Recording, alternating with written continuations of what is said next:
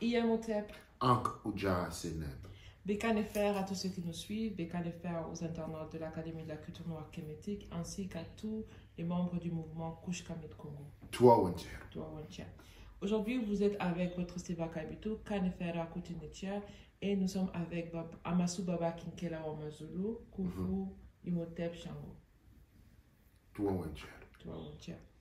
Aujourd'hui, nous sommes en train de reparler encore de la problématique très importante et pour lancer les nouvelles émissions qui vont être mises vraiment pour parler de la mère divine et de l'énergie féminine. Donc aujourd'hui, c'est comme une forme de réintroduction parce que nous parlons beaucoup déjà de la mère divine, de féminin sacré. Mais pour l'année grégorienne 2023, c'est la première émission qui commence pour lancer le débat sur la mère divine. Et il y aura beaucoup qui vont encore se focaliser pour avoir beaucoup de questions répondues et vraiment aller en profondeur dans le sujet. Tu vois, Winter, dans cette année, nous avons tous parlé de la mère divine, que nous avons génériquement aussi appelée Mama Wandombe, par exemple. Et ceux qui sont dans les couches Kamit Congo connaissent, par exemple, des Mamitou Namunut. Non? Mais il y a d'autres expressions qui sont en train de venir avec la Renaissance. C'est la Renaissance spirituelle parce que nous sommes en train de parler réellement de la Renaissance spirituelle. Pourquoi je parle de la Renaissance spirituelle? Parce que nous avons vécu, le monde des hommes a vécu pendant très très très longtemps sous la guide d'une fausse spiritualité. Aujourd'hui, nous sommes dans cette Renaissance qui rapporte le monde dans les origines de la spiritualité même. Et nous allons apprendre à comprendre les noms puissants comme Tiamat.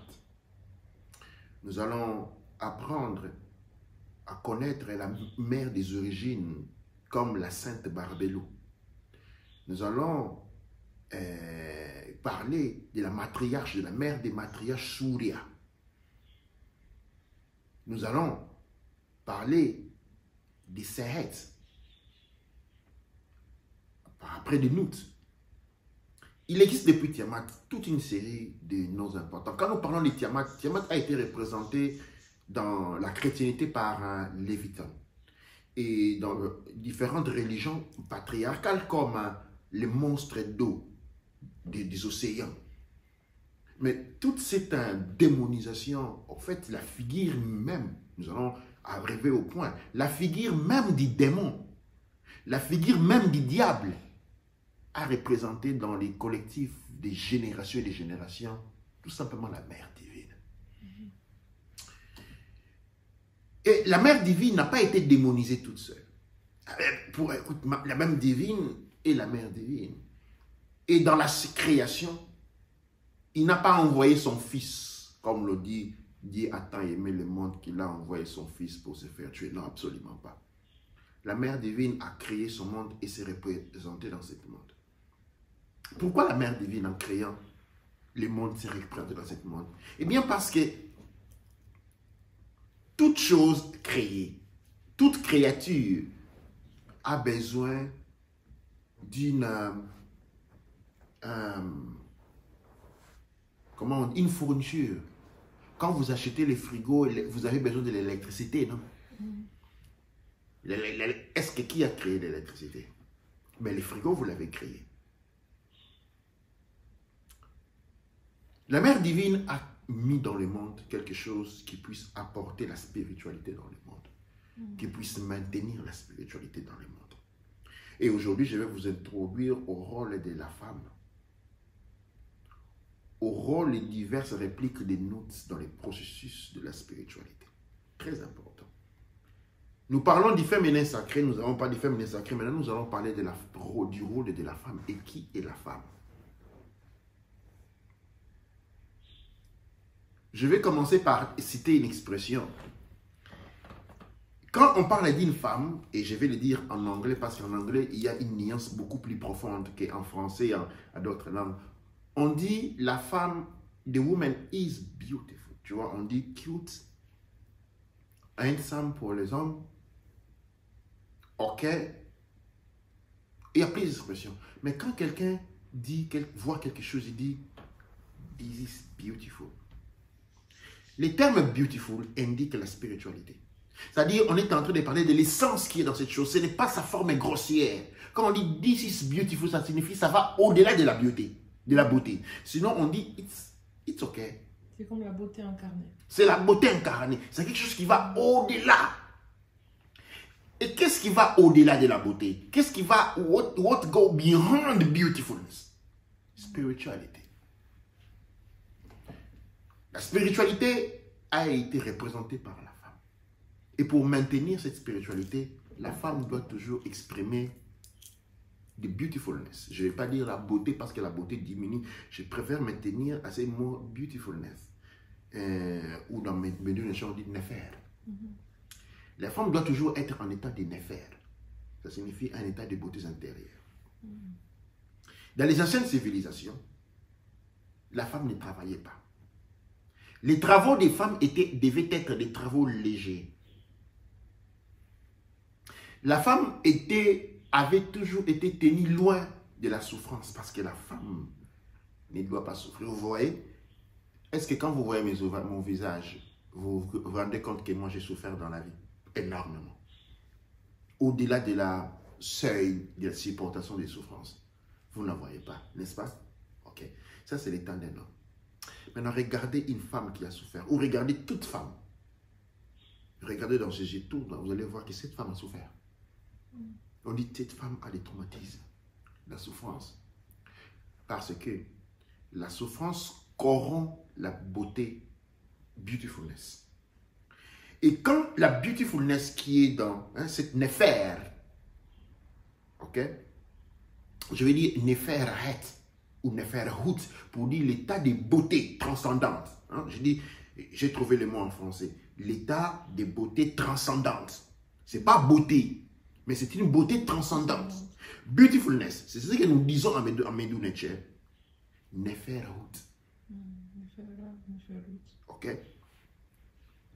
Quand la femme, et cette Néferhout, on est représenté par la maison. Néferhout est représenté par une maison. La maison qui incarne la beauté. Exactement.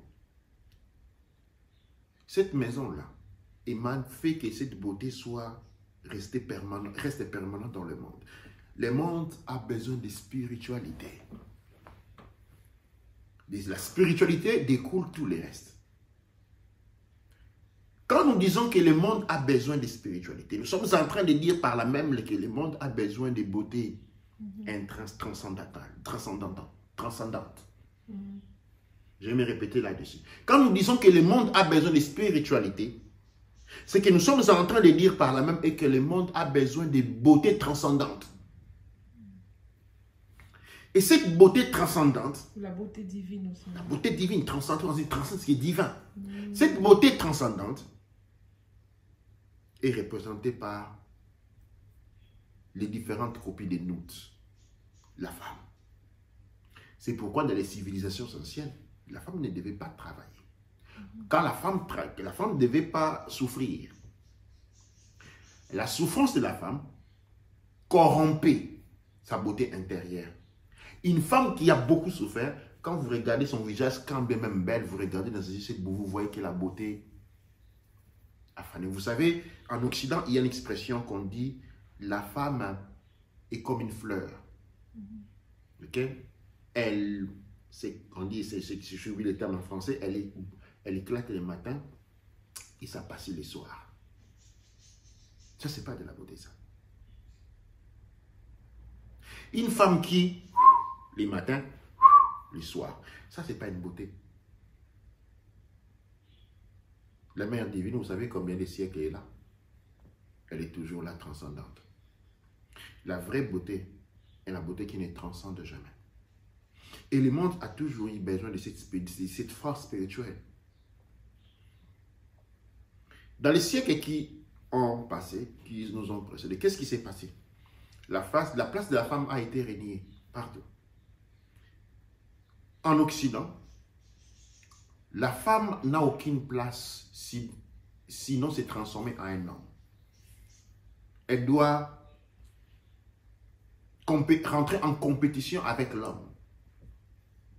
En rentrant en compétition avec l'homme, elle se dénaturalise.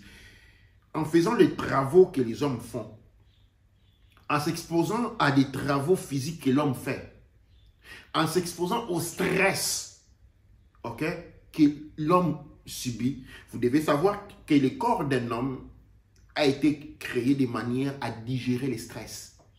Les stress, quand même important, l'homme les digère. Le soir, c'est fini, il a oublié. Quand il a pris son noix de cola, ou pris pour certains, ça peut être son verre de vin de palme, à bout au pia, c'est parti. Mais la femme ne part jamais, ne peut pas digérer les stress. Et une fois que la femme a accumulé ce stress en elle, elle commence à les donner à ses enfants. Ses enfants naissent avec une quantité de stress, des enfants frénétiques, des enfants incontrôlables. Des enfants incontrôlables, des enfants, vous dites, elle est venue d'où? C'est le stress que le corps de la femme accumule. Le corps de la femme ne doit pas être sujet au stress. Ça, sur un point du phénotype, okay, extérieur, qu'est-ce qu'il fait? Il y a une modification hormonale dans le corps de la femme. La modification hormonale dans le corps de la femme transforme l'énergie tefnout en énergie chou. Ce qui fait que la femme commence à perdre, par exemple, la capacité de la reproduction. La fertilité naturelle commence à s'introduire. Ce n'est pas une fertilité biochimique, c'est-à-dire provoquée à travers les vaccinations. Il existe un degré de ce que nous appelons l'infertilité psychologique. La psychologie génère cet état-là par déviation ou par, disons, une métamorphose hormonale. Des points de vue intérieurs, j'ai donné l'explication du point de vue extérieur, des points de vue intérieurs, la femme qui commence à souffrir, ok, perd sa spiritualité, perd sa beauté. Et quand la beauté de la femme est perdue, la spiritualité est perdue. L'homme n'est pas porteur de spiritualité.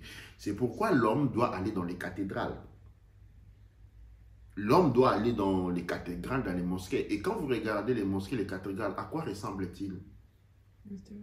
À l'utérus. C'est-à-dire, l'homme est toujours reçoit, c'est lui qui est en train de prêcher. Pourquoi la femme ne prêche pas? Parce que l'homme qui est en train de prêcher, il prêche à l'intérieur du corps de l'utérus de la femme. C'est de la femme qui retient son pouvoir. Et les divinités masculines qui vous avez connues, ce sont aussi ne sont que des grands prêtres. Mais l'origine, la source même, nous la revoyons dans les constructions des cathédrales, toujours la femme, la féminilité. Et quand nous regardons ces cathédrales, qu'est-ce que nous disons? Oh, comment c'est beautiful! Pourquoi? La beauté et l'expression de la spiritualité. Aujourd'hui, nous sommes dans cet état de réveil. Et cet réveil ne peut s'accomplir sans la compréhension de l'identité ou de la place de la beauté de la femme. La spiritualité, c'est la beauté. Sans beauté, il n'y a pas de spiritualité. Elle parle de la femme et contamine le monde. C'est le cœur doux, large de la femme qui fait que les herbes poussent autour de soi. Une femme corrompue, une femme souffrante, une femme maltraitée génère le chaos autour d'elle.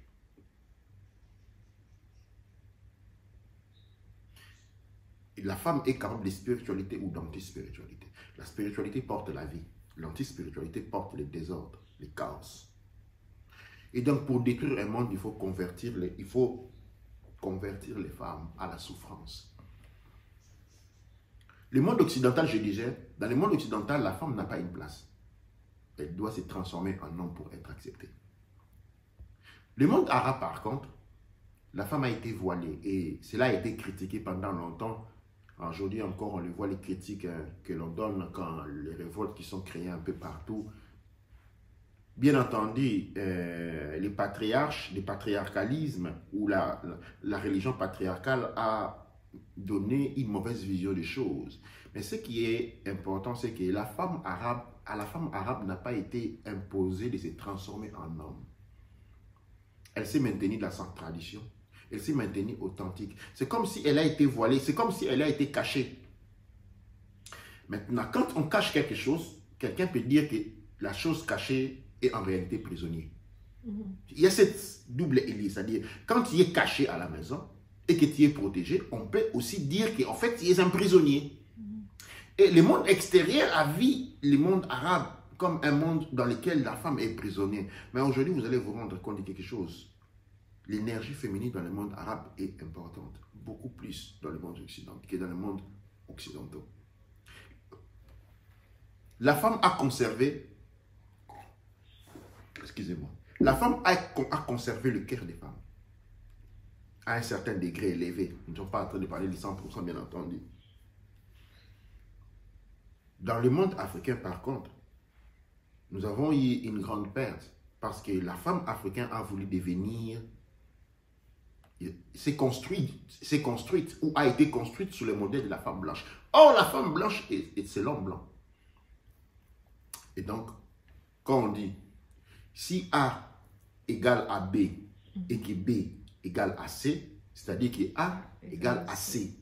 C'est-à-dire, si la femme blanche n'a eu autre alternative d'existence que celui de se transformer en homme blanc pour entrer en compétition avec lui, et que pour la femme blanche, la femme noire, le modèle à suivre, le modèle imposé, le modèle enseigné est la femme blanche, c'est-à-dire que la femme noire est l'homme noir et l'homme blanc.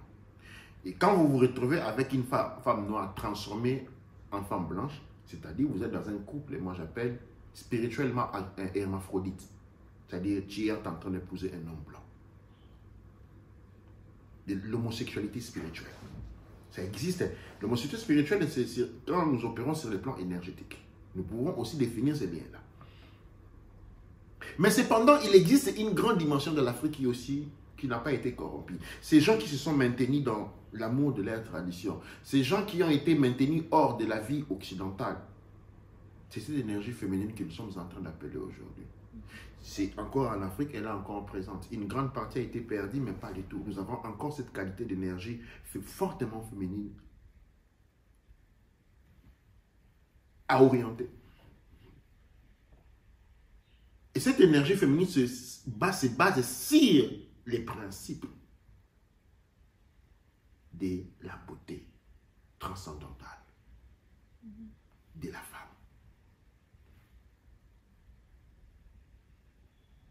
L'homme est celui qui manipule les choses créées.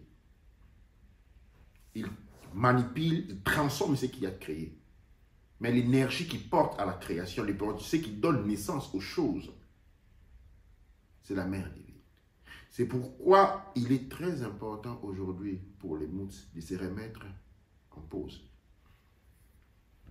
Et malheureusement, dans le monde occidental, il y a beaucoup de femmes aussi, bien qu'ils ont été forcés à se transformer en hommes, mais nous avons vu, il y a quand même un travail qui a été fait dans les dernières années, où les femmes sont tentées de récupérer leur état féminin, okay? Et de comprendre leur place, okay? De rentrer dans cette catégorisation de compétition charnelle avec l'homme. Ces messages aujourd'hui, c'est dans le monde mélanodien. Pour ceux qui le peuvent encore, et je parle des non-occidentalisés. Pour les femmes occidentalisées, il y a une démarche. Mais aujourd'hui, dans l'émergence des retours de la mère divine, nous parlons aux noirs non-occidentalisés. La place de la mère divine doit pouvoir être occupée. Et cette place, la femme doit reprendre le devant de la spiritualité. Et ce n'est pas cette spiritualité qui veut que les femmes se mettent à faire les rituels. Ce qui est très important. Les rituels faits par les grandes femmes, c'est très important.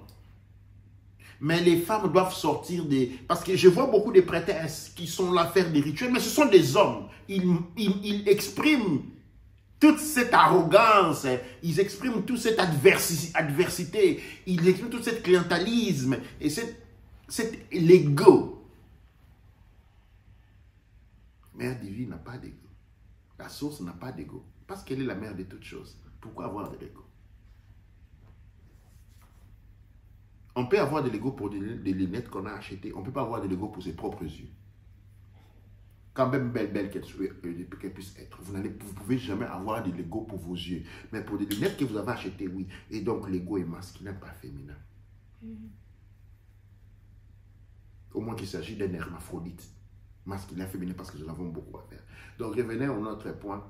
Le rôle aujourd'hui dans cette transformation capitale et la place de la femme s'exprime à travers la beauté. La beauté de la femme exprime la spiritualité. C'est ainsi que dans nos cultures depuis commémorables, la femme a toujours été épargnée des souffrances. Pourquoi une femme qui souffre ou des femmes qui souffrent corrompent le monde et apportent l'antispiritualité. L'antispiritualité, c'était l'état de la conscience Kingalam, une conscience destructeur. Voilà aujourd'hui, je vais m'arrêter aujourd'hui dans cette exposition et permettre certaines questions. Je sais que vous en enverrez beaucoup, des questions à poser par rapport à ce que je viens de dire, mais nous allons procéder par étapes. Ankh, Uja, Semer. Donc avant de finir, j'avais une question, parce que c'était très très beau l'exposé, ça nous a vraiment fait réfléchir. Et c'est très touchant, parce qu'en réalité, on voit comment... d'un côté, il y a la femme qui fouille une réalité. La réalité qui est sa liberté, au fait. D'un côté, le message qui est clair, c'est que la femme fuit cette liberté-là. Parce que, par exemple, dans le mouvement, quand on regarde le mouvement féminin, on voit le mouvement d'hommes, en fait. Des femmes qui veulent revendiquer la place de l'homme. Mais dedans, aujourd'hui, on voit beaucoup de femmes qui disent, au fait, moi, je veux rester à la maison avec mes enfants. Je veux voir mes enfants grandir. Je vais voir mes enfants grandir et je peux me réaliser pendant que je vois mes enfants grandir. Pourquoi est-ce que je dois souffrir pour avoir des enfants et les laisser grandir comme ça pendant que moi je veux bien les voir grandir? Ça va me donner beaucoup d'amour. Et donc ça c'est un point. Mais l'autre point que je voulais aussi rajouter, c'est que dans le monde que nous sommes actuel, la place de la femme, il n'y a pas. Et beaucoup de femmes qui ont la féminité, au final, c'est comme si elle va, par exemple, se trouver à faire du travail de nuit, faire des travaux qui vont, comme tu dis, faire souffrir la femme d'une manière, en fait. La faire souffrir, la faire, par exemple, travailler en dehors de la communauté. La démagnétiser de sa beauté. Tout son cœur se trouve quelque part. Moi, je le vois très bien. Quand je dois faire une fonction spécifique, par exemple, disons, il y a une personne qui a besoin de moi à la maison, un enfant ou une personne adulte, quoi que ce soit comme ça, j'arrive pas à me focaliser au travail. Mais oui, parce que les récits le disent très bien. Quand on dit Nebet Out, dans le Médou Netcher, tout comme dans les Cimmériens antiques, okay, il est symbolisé par la maison. Okay? Les femmes travaillent, la place du travail de la femme se déplace. Un, c'est la maison. Deux, c'est le temple. Ok? Alors, les femmes ont été chassées des temples. Ils n'en ont même plus droit. Ok? Deux, chassées de la maison. Ok? Les femmes ont été chassées. Et je dis cela, quand je dis, je parle de la mère divine en même temps. La mère divine a été chassée du temple, remplacée par un digne homme. Et les femmes ont été chassées de la maison. Parce qu'aujourd'hui, c'est les hommes qui sont en train d'entretenir la maison, attendre à la maison. Les femmes n'ont plus ces déplaces-là. Et hors de ces déplaces-là, la femme meurt, la divinité meurt, la beauté meurt. Je vous dis quelque chose. Une femme doit toujours avoir le sourire. Vous voyez? Vous pouvez avoir n'importe quel problème de votre vie. Ok? Même votre père et mère meurent aujourd'hui là. Quand une jolie fille passe et fait un sourire comme ça, pendant quelques secondes, tu oublies toutes les malheurs de ta vie. Ça, c'est de la spiritualité. La femme donne la spiritualité à travers sa beauté. C'est pourquoi la femme doit être douce. C'est pourquoi la femme doit être généreuse. Pourquoi la femme prend soin de sa beauté? Pourquoi la femme prend soin de sa beauté? Pourquoi la femme prend soin de son visage? Ce n'est pas pour que les hommes les suivent, non. C'est pour qu'elle puisse donner cette spiritualité-là. Ça, ce sont des connaissances qui ont été perdues aujourd'hui. Aujourd'hui, on confond sensualité et sexualité. Ok? Quand les hommes, les mouts, quand les hommes vous trouvent que vous êtes belle et vous suivent, ce n'est pas pour coucher avec vous. À moins qu'il s'agisse des gens pervers, c'est-à-dire des gens qui un pervers, c'est-à-dire quelqu'un qui est dévié mentalement, un malade. Okay, donc. Et là aussi, il y a un contexte pour ça. Je vais le dire en quelques secondes, en quelques mots. Ce que les hommes ont besoin et que vous leur donniez votre spiritualité une dose. Vous les regardiez, ok, et souriez. Ou tout simplement dites bonjour. Otep. Parce que quand la femme dit Otep à un homme, c'est la paix qu'il est en train d'envoyer vers toi et c'est la paix qu'il te donne. C'est ça le rôle de la femme. C'est ça la spiritualité, c'est ça la présence. Elle représente nous. Et elle a ce devoir-là de te regarder.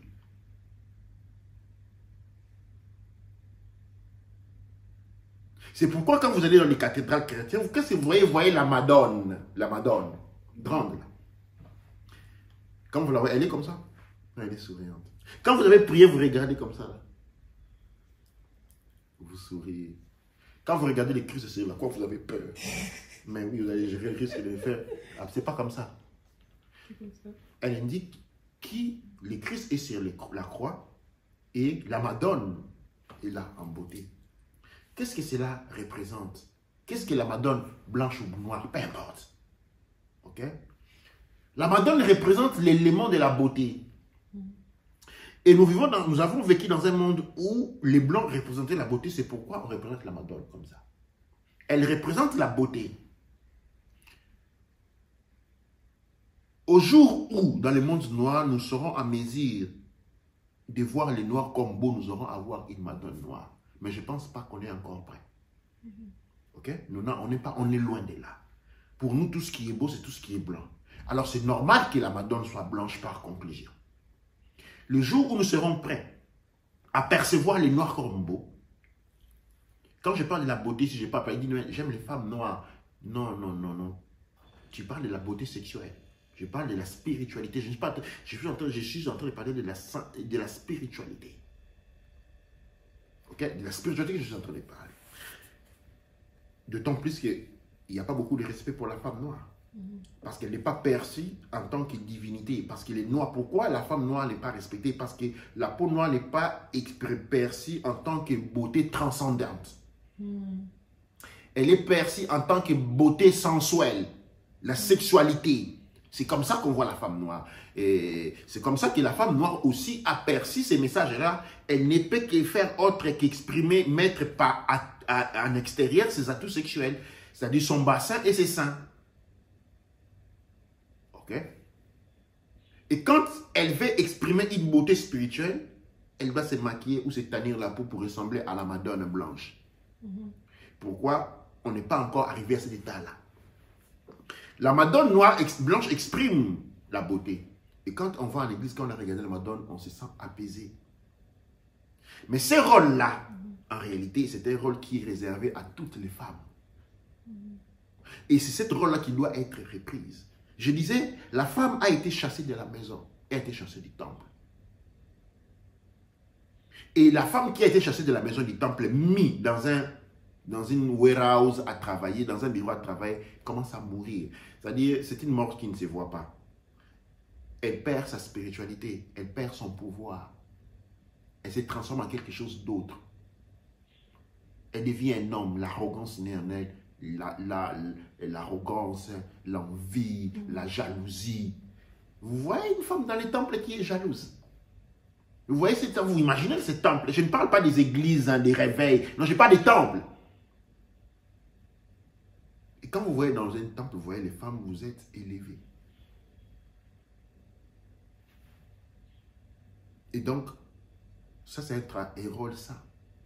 La femme occupe la maison. Quand vous voyez dans la maison elle est calme. C'est la paix dans la maison. Quand vous allez au bureau, le bureau il est mouvementé. C'est une place pour les hommes. La femme s'occupe du temple et de la maison. Un coup de Chassé-Nève. Et pendant que tu es en train de canaliser l'énergie de la Mère Divine, j'aimerais te poser une dernière question, qui est que quand nous voyons, des fois on rencontre des femmes et on se rend compte qu'on a une énergie potentielle de prêtresse, par exemple. Et donc on a plusieurs femmes comme ça dans la communauté. Et donc, bien sûr, doivent travailler pour soutenir leur foyer, parce que maintenant, pour soutenir leur foyer ou simplement pour leurs propres besoins. Mhm. Et donc, quelle est la solution de la mère divine pour nous? Qu'est-ce qu'on peut faire pour aider notre monde? Parce qu'en même temps, on a, je ne parle pas du monde noir, là je parle du monde, là vraiment j'ai envie de dire, je parle du monde kémétique et beaucoup plus du Kush Kamil Congo aussi. Mhm. Et donc c'est que dans le futur, quand nous créons nos sociétés, comment nous devons nous organiser de manière à faire en sorte que ce que tu dis puisse être évité? Très simple. Aujourd'hui, il y a par exemple dans le monde arabe, dans la ville de Sarja où je vis, que cela a été réalisé. C'est-à-dire, dans Sarja, les entreprises ont été transformées en des maisons.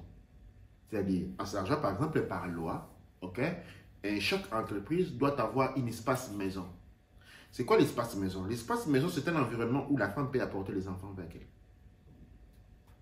Okay? Si elle allait, elle a l'espace pour allaiter les enfants. Il y a un parc pour les enfants. Okay? Et deux, les heures de travail des hommes et des femmes et des hommes ne sont pas les mêmes. Et même la pension aussi. La pension n'est pas la même. Okay? Et la femme gagne beaucoup, bien, beaucoup plus que l'homme en travaillant peu. Voyez un peu. La femme gagne beaucoup en travaillant peu. Pourquoi? Pourquoi on dit en travaillant peu? En fait, ce n'est pas travailler un peu. Parce que c'est le temps que la femme passe à la maison, à prendre soin des enfants et comptabiliser. C'est-à-dire, elle travaille, une partie du travail est fait dans son bureau, c'est un travail de bureau, une partie est faite à la maison. Et elle est payée en plein, elle est payée pour ce qu'elle fait à la maison. Un peu. Elle commence le travail à 8h, 9h, elle finit à 12h et l'homme finit à 16h ou 17h. Ça, c'est un exemple à voir. Dans le monde africain, par exemple, il y a plusieurs activités que les femmes peuvent développer. Il y a des commerces qui sont faits directement à la maison. Les femmes peuvent avoir un petit magasin où ils mettent des choses en vente. Ils travaillent directement à partir de la maison. Ce sont des travaux qui sont faits. C'est-à-dire, la femme a des endroits où développer ses activités. La maison et les temples. Et comment est-ce que dans le temple, par exemple, les femmes... parce que dans le temple, il n'y a pas de commerce, si on peut le dire. Comment est-ce que les femmes qui vivaient dans le temple vivaient, si je peux dire comme ça? Comment ils survivaient? Alors, les temples généralement sont conventionnés par le gouvernement, qui sont payés pour ça. Et les femmes qui sont dans les temples, généralement, les temples dans le temps étaient aussi des hôpitaux. C'était généralement les femmes qui faisaient les docteurs, les infirmières. Et il y avait toutes ces activités-là liées au temple qui permettaient au temple. Les temples en soi étaient une école. Okay? Et les femmes venaient apprendre à devenir des prêtresses. Et les prêtresses qui étaient là étaient maintenues par les temples, mais les étudiants payaient. Les femmes payaient. Et c'était comme un système d'école. Et c'était autonome. Les femmes doivent être éduquées par les femmes. Et ce n'était pas l'école, mais les femmes allaient au temple. Les hommes allaient à l'école. Les femmes allaient au temple. Et comme une école, il y avait une structure de fonctionnement propre à soi. C'est dans un monde où il n'y avait que les femmes. Ok? Et donc, les femmes ne produisent pas les stress. Et donc, c'est un monde stress-free. Et c'est un monde où la femme peut partir avec les enfants quand ils sont petits, ses enfants. Vous voyez un peu, c'est comme ça que le monde est organisé. Et encore aujourd'hui, dans le pays arabe, ça encore fonctionne un peu comme ça. Il y a des endroits qui sont seulement pour les femmes. Pourquoi? Parce que les femmes ne génèrent pas les stress. Ce sont les hommes qui génèrent les stress. Quand vous mettez les hommes en même place avec les femmes, qu'est-ce qui se passe? Les hommes génèrent les stress qui sont en mesure de digérer, mais ces stress sont aussi pris par les femmes, par les filles. Et mais les filles, ces stress, ils ne savent pas les digérer. Leur corps n'est pas fait pour digérer cela. Et ça crée une forme de traumatisme dû au stress. Ça me fait envie de donner un témoignage quand tu pars il y a par exemple Sarja Ladies Club. Ouais, exactement. C'est un club de femmes que je suis allée. C'est pas la même chose qu'en Europe. Non, absolument pas. C'est complètement différent. Vous avez tout le temps, il y a l'espace pour la femme et l'espace pour les enfants est intégré. Donc en Europe, on a la perception que non, les enfants, les mis loin parce qu'ils vont créer du bruit, ils vont distraire. Mais là, justement, il y a l'espace qui est intégré pour la femme, pour les enfants. Et même quand tu prends des services, tu peux prendre pour toi, pour les enfants. Et on a aussi la personne qui s'occupe des enfants, tu peux l'emmener aussi. Et donc, c'est tellement fait de manière que pour la personne qui reçoit le service, tu paies un prix. Mais tous ceux qui viennent t'aider, par exemple, à t'occuper de tes enfants, le prix il est réduit. Donc, on te permet d'arriver dans un restaurant, d'avoir l'espace pour entre la nounou et les enfants. Donc, quand tu pars au restaurant, tu pars avec la nounou. Absolument. Et donc, tu amènes les enfants, la nounou. Et donc, ils ont vraiment cet élément qui était très beau. Mais en même temps, il y a la partie aussi de créativité pour les enfants. C'est pas que les enfants, on leur met dans une salle comme ça, non. Ils partent, ils font des arts, ils dessinent. Pendant que la maman est en train de faire un massage, l'enfant, il est en train de dessiner, il est en train de faire des arts, il est en train de jouer avec ses amis. Et quand tu reviens, ou bien il est en train d'apprendre à patiner, à faire beaucoup d'autres choses. Et tout ça, c'est pour les filles. Et donc, ça fait que ça produit, au fait, des femmes qui sont confiance en elles.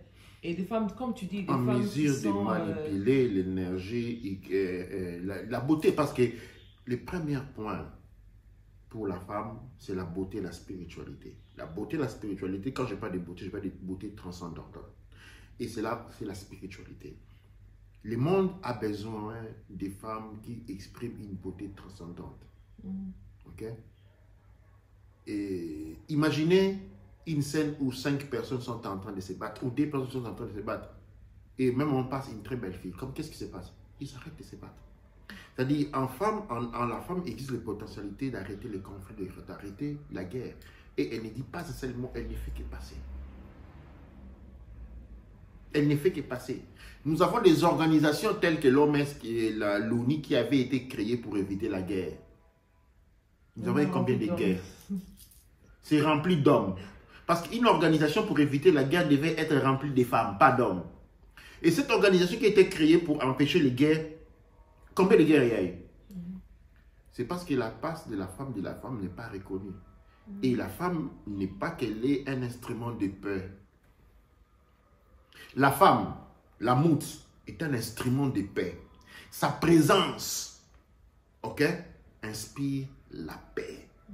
Et pour ça, la femme doit embrasser sa féminité, doit embrasser sa divinité, doit se regarder en tant que beauté transcendantale. Et surtout, la femme doit savoir que son corps est sacré. Les versants de la médaille,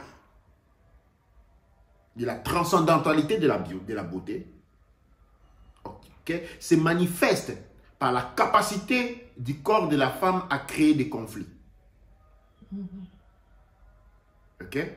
C'est les versants de l'autre partie de la médaille. Toute chose est faite de yin et de yang. La transcendantalité de la beauté de la femme s'exprime à travers son visage. C'est pourquoi son corps doit être couvert. Parce que son corps devient l'autre versant de la médaille qui génère les conflits. Mettez une femme qui expose son corps, tout homme voudra avoir ce corps-là pour lui. Et dans la démarche, ils vont s'entretuer. Mais personne ne va aller penser à donner un coup du poing à un autre homme. Aucun mâle va passer à aller couper casser la mâchoire à un autre homme en regardant la beauté du visage et les sourires d'une femme. Non. C'est les versants de la médaille. Nous avons une rééducation à faire, c'est là. La transcendantalité de la beauté ne s'exprime pas à travers le corps. Ce n'est pas à travers les boobs ou les boots. C'est les visages, la spiritualité transcendantale et les sourires. Les sourires d'une femme vaut des univers. Les sourires d'une femme vaut des univers. Et pour que les sourires d'une femme soient authentiques, il faut que la femme soit en paix en elle. Et il ne faut pas qu'une femme soit dans les souffrances. Et tout homme qui fait souffrir une femme, véritablement souffrir une femme, dans le sens ici, je parle des gens qui tapent les femmes, qui maltraitent les femmes physiquement, qui violentent les femmes. Ce sont les agents de l'anti-spiritualité, les agents du mal. Ceci est un appel pour les hommes à comprendre. Ok? Dans la recherche d'une femme, on cherche la beauté transcendantale. Et dans la femme, à comprendre son rôle de porteur de paix et de représentant de la spiritualité. Réserve de l'énergie spirituelle dans ce monde. Comme quelqu'un disait quelquefois, Dieu ne se trouve pas dans le temple, mais dans le cœur. En réalité, c'est que l'on voit le cœur d'un homme, c'est quoi? C'est sa mère. Le cœur représente l'amour.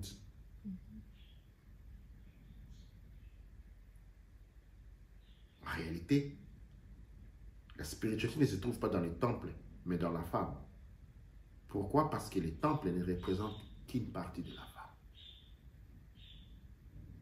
C'est l'endroit par excellence où la femme, la mère divine, donne au grand prêtre son énergie pour qu'il puisse conduire un rite. En coup de